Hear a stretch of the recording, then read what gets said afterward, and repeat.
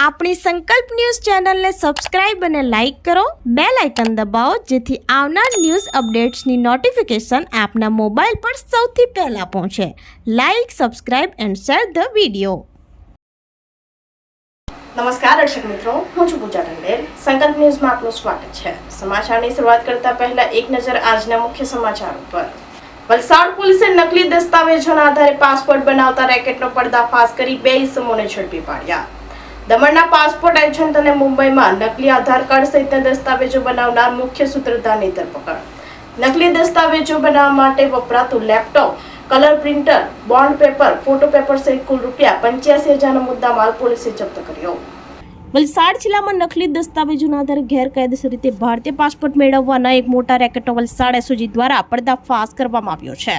Police અધિક્ષક યુવરાજસિંહ જાડેજાની સૂચના હેઠળ પોલીસે દમણના પાસપોર્ટ એજન્ટ અને મુંબઈમાં નકલી આધાર કાર્ડ સહિતના દસ્તાવેજો બનાવનાર મુખ્ય સૂત્રધારની ધરપકડ કરી છે. પોલીસ તપાસમાં સામે આવ્યું છે કે આરોપીઓ UK-21 વિઝાનો લાભ લેવા માટે સુનિયોજિત કાવતરું રચ્યું હતું. આ માટે તેઓએ ખોટા નામ સરનામાવાળા જન્મના પ્રમાણપત્ર, આધાર કાર્ડ અને પાન કાર્ડ જેવા નકલી દસ્તાવેજો તૈયાર કર્યા હતા. એસઓજીની ટીમે તપાસ હાથ ધરતા દમણના ખારીવાડમાં આવેલી જેક એન્ટરપ્રાઇઝ ઓફિસમાં દરોડો પાડ્યો હતો.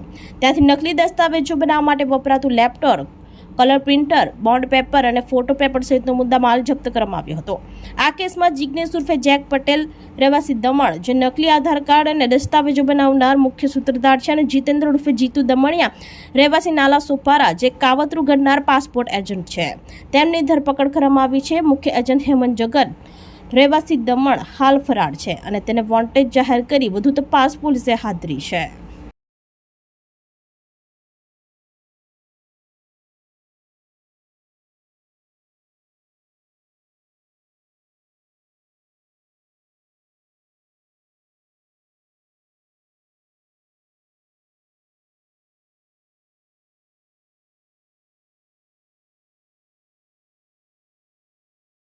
ધરમપુરના પોંઢા રોડ ઉપર ટ્રક ખાડીના પુલ ઉપરથી નીચે પટકાતા અકસ્માત સર્જાયો. ટ્રક ઊંડી ખાબકતા ચાલકને ઈજા પહોંચતા લોકો અને પોલીસ દોડી આવ્યા.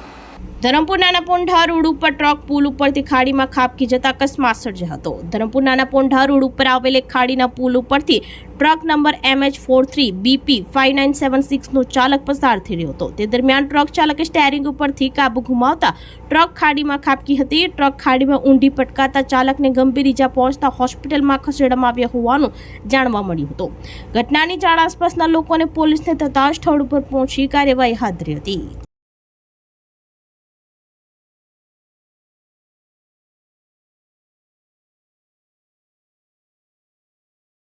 દમણમાં આકરા તાપથી બચવા લોકોમાં ઠંડા પીણાની માંગ વધી. તબીબોએ આપી સાવચેતીની સલાહ. ડિહાઇડ્રેશનથી બચવા લોકોએ દરરોજ ઓછામાં ઓછા 8 થી 10 ગ્લાસ પાણી પીવું જોઈએ હોવાનું જણાવતા તબીબ.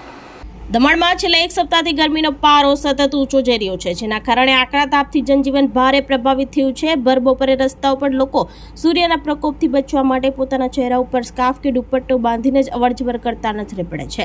જ્યારે ગરમીથી ત્વરિત રાહત મેળવવા માટે રસ્તાના કિનારે આવેલી લીંબુ શરબત અને અન્ય ઠંડા પીણાનો લારીઓ પર લોકોની ભીડ ઉમટી રહી છે. આ વધતી જતી ગરમી અંગે દમણની લાઈફ કેર હોસ્પિટલના ડોક્ટર બ્રિજલ કાપડિયાએ ચેતવણી આપતા જણાવ્યું હતું કે આગામી મહિનામાં ગરમીનું પ્રમાણ હજુ વધુ આકરું બનવાની શક્યતા છે. તેથી ખાસ કરીને વૃદ્ધો, નાના બાળકો અને સગર્ભા સ્ત્રીઓએ વિશેષ કાળજી લેવી જરૂરી છે.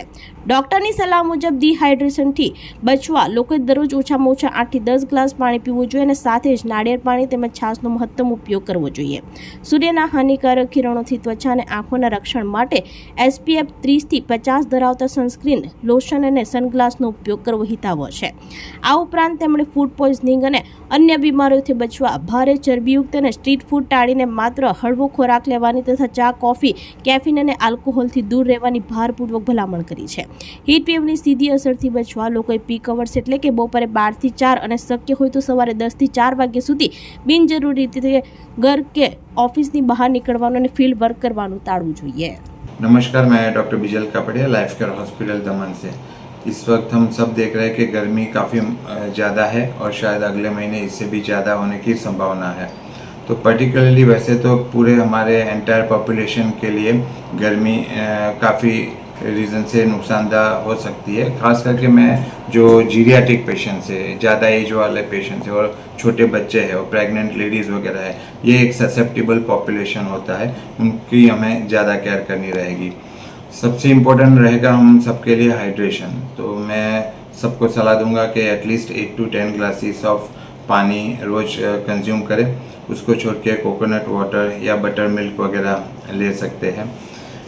स्किन के लिए वो एक skin protector factor cream sunscreen use कर सकते हैं।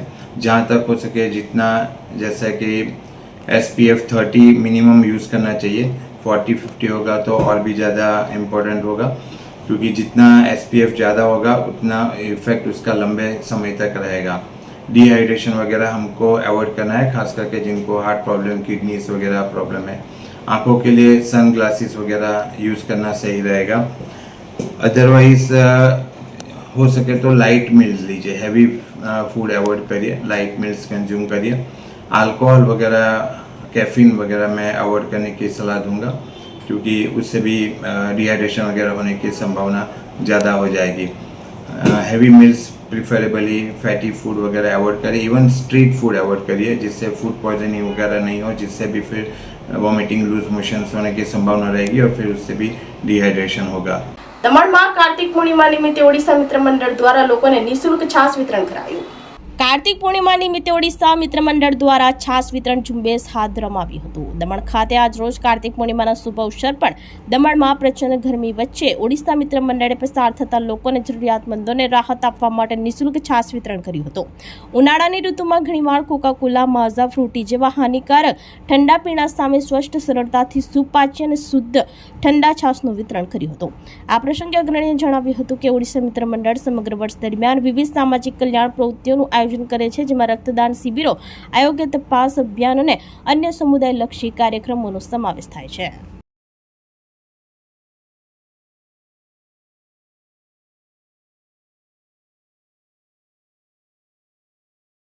વાત આજના સમાચારો, નવા સમાચારો સાથે કાલે ફરી મળીશું। નમસ્કાર। આપણી સંકલ્પ ન્યૂઝ ચેનલને સબસ્ક્રાઇબ અને લાઇક કરો, બેલ આઇકન દબાવો, જેથી આવનાર ન્યૂઝ અપડેટ્સની નોટિફિકેશન આપના મોબાઈલ પર સૌથી પહેલા પહોંચે। Like, subscribe and share the video.